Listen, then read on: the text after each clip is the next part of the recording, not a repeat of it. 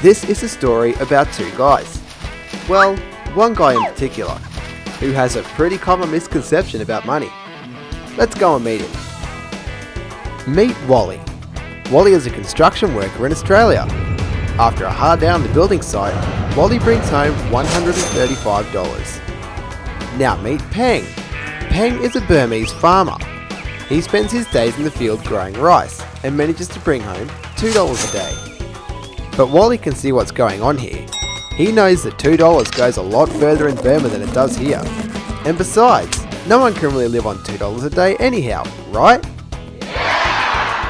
Wrong. It's time for Wally to meet Purchasing Power Parity, or PPP. PPP tells us effectively how much Peng would have to live on if he moved to Australia with his income adjusted to Australian levels. That's because PPP takes into account the exchange rate, the different cost of living, and the amount people earn. The Organisation for Economic Cooperation and Development, or OECD, have written a book explaining how PPP is calculated. It describes how they use a country's gross domestic product and a basket of over 2,000 goods and services to determine Peng's global purchasing power. That book is over 400 pages long. That's what we're talking about here. Peng's income has been adjusted to reflect his purchasing power.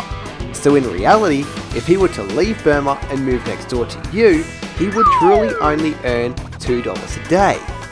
Impossible? Well, not quite. Here's how.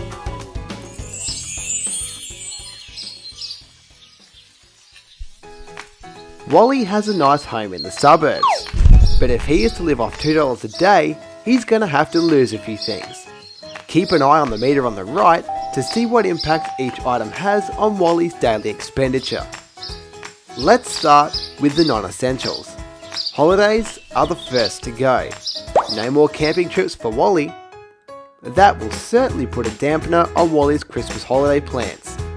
But not as much as not being able to buy gifts for his family and friends. Hey!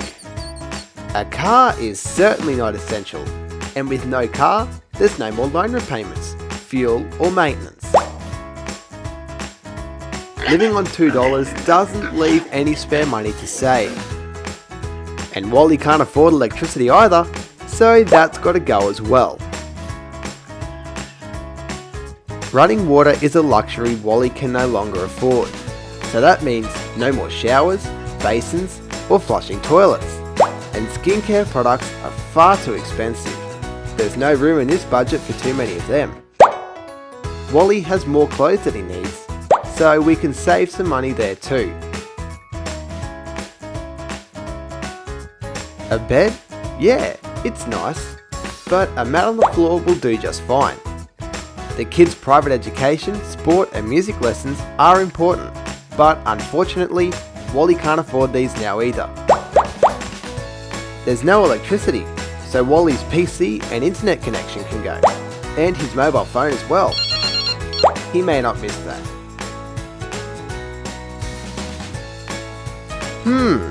More clothes Wally can't afford. And with so few clothes and no electricity, why would he need a washing machine, or laundry detergent, or an ironing board? Another sink? Sorry Wally, there's no running water. But Wally still needs water to cook and clean with, so we'll give him a bucket. Look at those pantries. Wally can't afford that much food. And with no power, a fridge, an oven, cooktop and range hood are all pointless.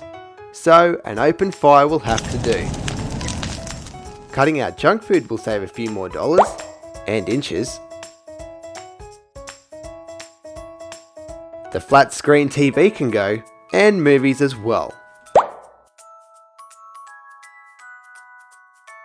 So that doesn't leave much, but we can still save a few more dollars by removing those nice but unnecessary home furnishings and the extra furniture. Actually, there's virtually nothing left now. So do we really need insurance? Wally can't afford home and health cover anyhow, so I guess it goes too. Oh, And there's one more really big expense, his rent or mortgage. But where will he live? Well, luckily for Wally, he has a garden shed which is plenty big enough for everything he now owns. But in Burma, Wally's garden shed looks more like this. So you can see, it's quite possible to live off $2 a day. You just need to eliminate a few things. Still can't believe it? Well, this is what it looks like in real life.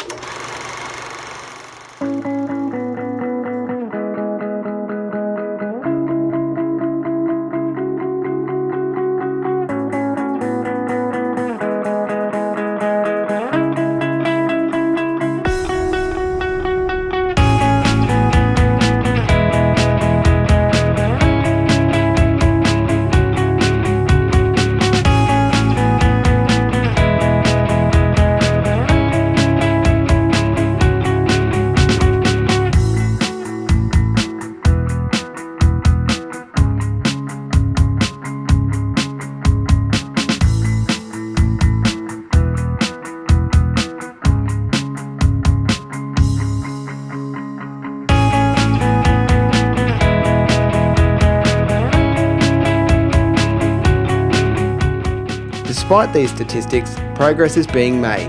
Since 1981, the $2 a day poverty rate has declined from 40% to 20%. But that means there's still 1.5 billion people living in extreme poverty.